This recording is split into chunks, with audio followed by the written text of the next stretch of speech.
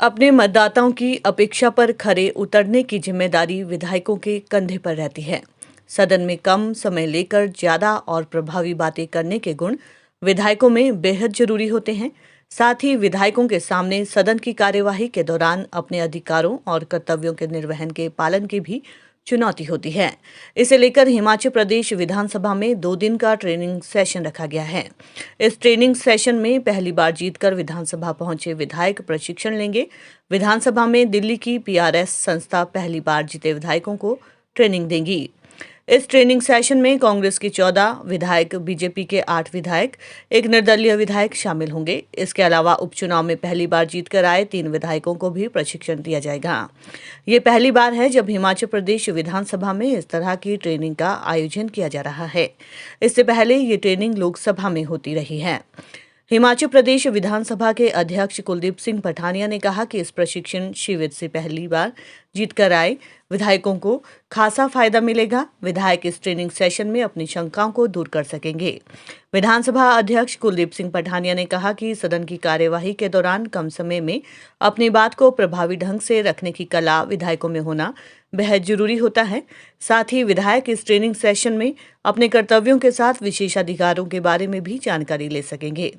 उन्होंने कहा कि 2 दिन तक चलने वाले इस ट्रेनिंग सेशन में विधायकों को महत्वपूर्ण जानकारी मिलेगी। इस ट्रेनिंग सेशन में पच्छाद से विधायक रीना कश्यप, फतेहपुर से भवानी सिंह पठानिया, अर्की से संजय अवस्थी, नाहन से अजय सोलंकी, गगरेट से चैतन्य शर्मा, डलहौजी से डीएस ठाकुर, कुटलहर से देवेंद्र कुमार भुट्टो, चिंतपूर्णी से सुदर्शन सिंह बबलू, शिमला से हरी जनार्था, शाहपुर से केवल सिंह पठानिया, चंबा से नीरज कुमार नैयर, सरकाघाट से दलीप ठाकुर, नगरोटा बगवां से रघुवीर सिंह बाली, आनी से लोकेंद्र कुमार, बिलासपुर से त्रिलोक चमवाल, हमीरपुर से आशीष शर्मा, मनाली से भुवनेश्वर गौड़, धर्मपुर से चंद्रशेखर, करसोग से दीपराज, भरमौर से जनक राज, ठियोग से कुलदीप सिंह राठौर, इंदौरा से मलिंदर राजन, दरंग से पूरन चंद, नूरपुर से रणवीर सिंह निक्का, भोरन से सुरेश कुमार और कसौली से विनोद सुल्तानपुरी ट्रेनिंग में हिस्सा लेंगे। ये प्रशिक्षण इसलिए ज़रूरी है क्योंकि चुने हुए प्रतिनिधि अपने अपने रूप में परिपक्व होते हैं,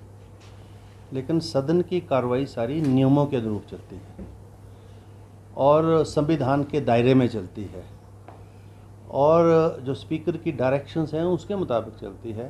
तो उन नियमों की, डायरेक्शंस की, संविधान के उन अनुच्छेदों की, क्योंकि ऐसा नहीं है कि सारे ही लोग लॉ ग्रेजुएट्स होंगे, तो वो सारी जानकारी माननीय सदस्य तक पहुँचे और वो एक इफेक्टिव लेजिस्लेचर के रूप में अपने रोल को निभा सकें, निर्वहन कर सकें। उस दृष्टि से ये जो ट्रेनिंग प्रोग्राम है वो जो नए चुने हुए माननीय सदस्य हैं उनके लिए हमने रखा है। उसमें 26 हमारे माननीय सदस्यों को बुलाया था जिन्होंने ट्रेनिंग, भाई 23 तो नए हैं, 3 वो हैं जो रिपीट हो गए हैं, लेकिन ट्रेनिंग जो है उन्होंने नहीं ली, बाई इलेक्शंस में आए हैं 6 महीने के बाद फिर इलेक्शन।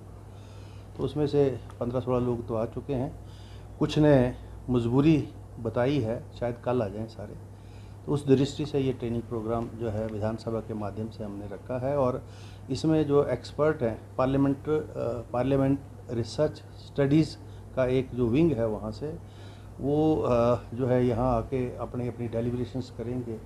माननीय सदस्य जहाँ जहाँ जो भी उसमें क्वेरी करना चाहें, पूछना चाहें, अतिरिक्त जानकारी हासिल करना चाहें, वो जो है वो आदान प्रदान होगा। ये मतलब सिर्फ डेलिब्रेशंस नहीं होगी, ये मतलब सब लोग मिलकर जो है साझा इस कार्यक्रम को इस प्रकार से बनाएंगे ताकि एक इफेक्टिव लेजिस्लेचर के रूप में चुना हुआ जो हमारे नए प्रतिनिधि हैं वो काम कर सकें। सर, ई विधान क्योंकि पहली ऐसी विधानसभा है जो ई प्रणाली जिसने अपनाई थी, और उस ई प्रणाली के बारे में भी क्या जानकारी दी जाएगी, किस तरीके से कार्य किया जाता है प्रणाली के माध्यम से ही हिमाचल प्रदेश विधानसभा में, क्योंकि एक मॉडल है हिमाचल प्रदेश। बिल्कुल, अब तो ये ज़रूरत है समय की और इस दृष्टि में अब तो राष्ट्र स्तर के ऊपर बहुत काम हो। जो कॉन्फ्रेंस हुई ऑल इंडिया लेवल के ऊपर जयपुर में, जिसमें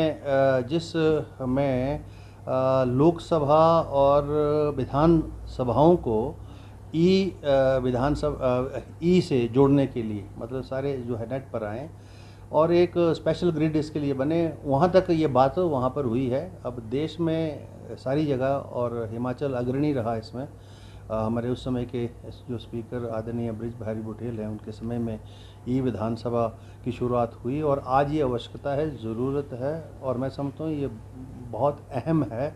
उस दृष्टि से भी सारे वो जहाँ जहाँ उनको आवश्यक होगी, क्योंकि हमारे पास ई विंग है यहाँ पर और उसमें सारे मान्य सदस्य जो है ले सकते हैं, सारी जानकारी ले सकते हैं। अतिरिक्त जानकारी चाहिए तो वहाँ बैठ सकते हैं, सीख सकते हैं और इसमें और भी जो भी करने की आवश्यकता होगी निकट भविष्य में वो हम करेंगे।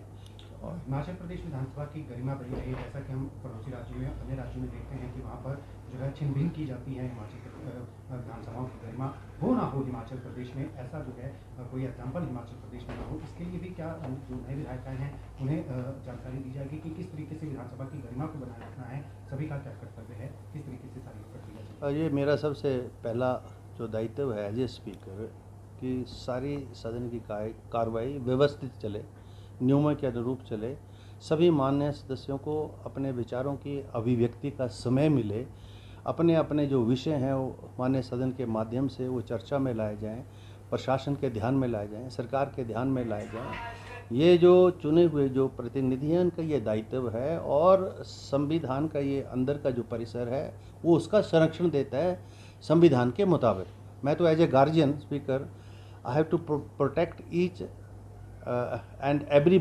मेंबर्स जो उसकी प्रिविलेजेस हैं, राइट्स हैं और ये मेरी ड्यूटी रहेगी कि हर मान्य सदस्य जो है अपने विचारों की अभिव्यक्ति जब कर रहा हो तो दूसरा कोई इसको इंटरप्ट ना करे और नियमों के अनुरूप जो है ये सदन की कार्रवाई चले।